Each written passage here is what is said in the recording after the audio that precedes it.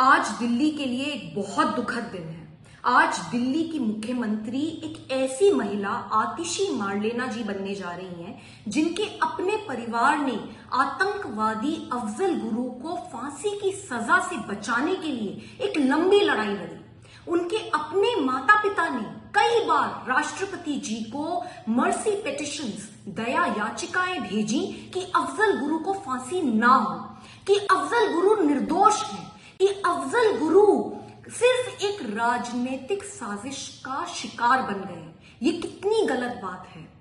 आज आतिशी मारलेना जी मुख्यमंत्री बनेंगी, लेकिन हम सब जानते हैं कि वो सिर्फ और सिर्फ एक डमी सीएम, एक कठपुतली मुख्यमंत्री बनेंगी। लेकिन फिर भी ये मुद्दा बहुत बड़ा है, क्योंकि वो मुख्यमंत्री बनेंगी और ये मुद्दा सीधे सीधे दिल्ली और देश की सुरक्षा से जुड़ा हुआ है।